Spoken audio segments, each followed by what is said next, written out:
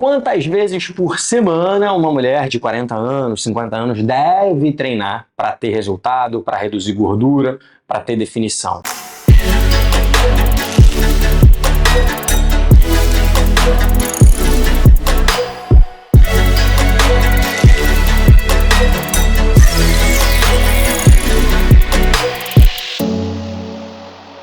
Eu sou Rafael Lund, mestre em Ciências do Esporte, trabalho como personal trainer há quase 20 anos e atendo dezenas, centenas de mulheres, tanto de forma presencial aqui na Lund Trainers, quanto no nosso modelo online, no Lund Online. Então, me sinto bastante confortável para falar sobre esse assunto, começando principalmente com o maior mito, que é a maior parte das mulheres, especialmente mulheres com 40, 50 anos, acreditam que a melhor modalidade para emagrecer é fazer cardio. E, assim, eu não vou dizer que cardio é ruim, mas eu vou dizer para você o seguinte, especialmente quando você chega nos 40 ou nos 50 anos, você precisa pensar em fazer força, não tem como correr disso.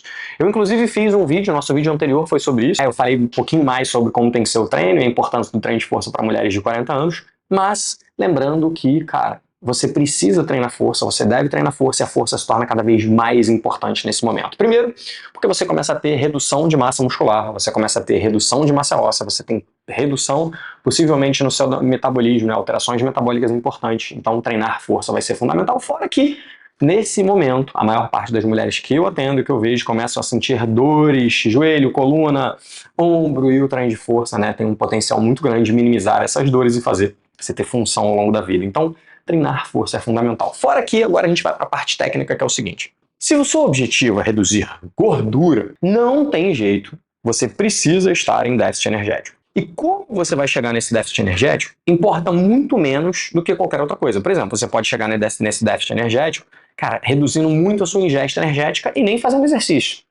Você vai estar em déficit, você vai perder algum tipo de gordura.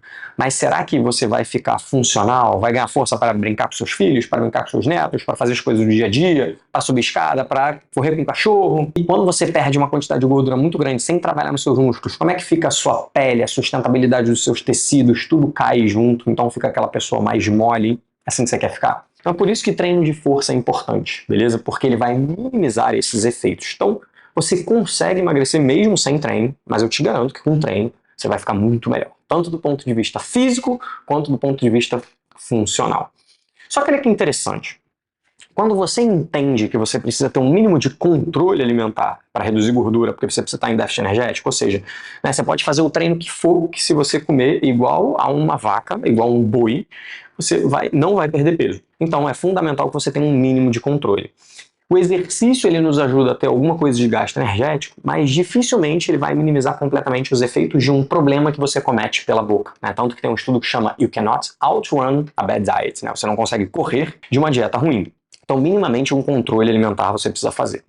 Sabendo que você precisa ter controle alimentar, o que os estudos têm mostrado é que, para quem está em dieta, adicionar exercícios cardiorrespiratórios não traz benefício adicional no emagrecimento se você estiver fazendo força. Então, quando você está em dieta, a força é mais importante para você reduzir gordura. Se você comparar uma mulher em dieta que treina força e que treina cardio, a que treina força vai perder mais gordura e vai ganhar músculo, enquanto a que treina cardio, ela vai perder alguma gordura, menos ainda do que quem treina força, e vai perder um pouquinho de massa magra. E nesse momento, é crucial que você não tenha redução de massa magra ou minimize ao máximo disso. Então, treino de força é fundamental. Pensando em longevidade, a maior parte dos estudos que a gente vê na prática também é que adicionar exercícios cardiorrespiratórios vai ter muitos benefícios para você. Primeiro, vai tornar a dieta minimamente mais flexível. Você não vai poder comer o que você quiser, mas você vai poder ter um pouquinho mais de flexibilidade na dieta, não vai precisar controlar tanto a sua ingesta energética. Vai precisar controlar, mas menos, né? Se aqueles dias que você excede um pouquinho, tá tudo bem, porque você mantém um gasto energético ao longo dos dias. E a força vai fazer o seu papel, que é de desafiar o seu músculo para gerar uma repercussão metabólica que faça com que você tenha maior redução de gordura ainda e que ganhe músculo ou que minimamente mantenha o que você já tem. Então esse é o ponto principal para quem treina, né, com o objetivo de melhorar a sua capacidade neuromuscular e reduzir gordura, reduzir é peso. Dito isso, agora a gente vai para o nosso próximo tópico, que é, cara, temos dados científicos sobre frequência de treino para quem quer emagrecer, perder peso, especialmente depois dos 40. Cara, a gente tem dados que não necessariamente foram orientados para falar em emagrecimento, mas eu vou trazer alguns dados interessantes, né? A minha tese de mestrado foi sobre treinamento concorrente, né, que significa você juntar força e aeróbico numa mesma sessão. A minha tese foi o que era melhor fazer antes, aeróbico ou força, né? Você começar o treino com força ou com aeróbico, o que é melhor? Os estudos mostram que a diferença entre os dois é mínima, mas na minha prática eu prefiro fazer a força no início, eu preciso deixar o cardio para o final.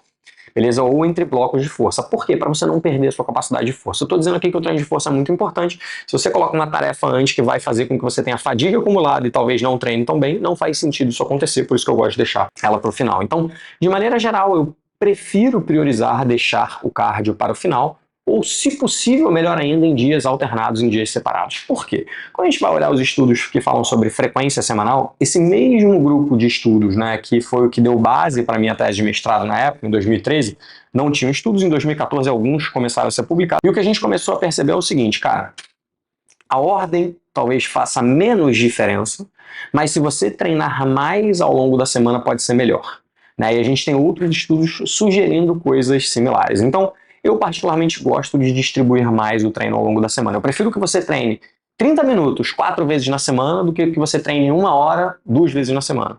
Então, se eu conseguir parcelar mais ao longo da semana, tiver mais estímulos ao longo da semana, é melhor. Então, eu recomendo que você treine de 3 a 4 vezes por semana. Essa é a minha principal recomendação. Beleza? E aí, assim, Rafa, mas aí, porra, são 4 vezes por semana, onde 2 são força e 2 são cardio? Não. Se você for treinar 4 vezes por semana, eu recomendo que 60 a 70% do seu treino seja de força e 30, talvez 40% do seu treino seja de cardio, se você só puder fazer, né, uma sessão. Se você puder fazer mais sessões, se você conseguir dividir ao longo da semana, é bem melhor, mas eu recomendo fortemente que você faça de 3 a 4 vezes por semana, porque isso vai te dar muito benefício de fazer um volume adequado da força, de ter gasto energético suficiente através da modalidade e, como consequência, você vai ter mais resultado, colocando o cardio principalmente como complemento, né? Lembra, o cardio é um complemento que precisa ser estratégico e não ser a parte principal do seu treino, especialmente à medida que você chega na casa dos 40 e passando da casa dos 40.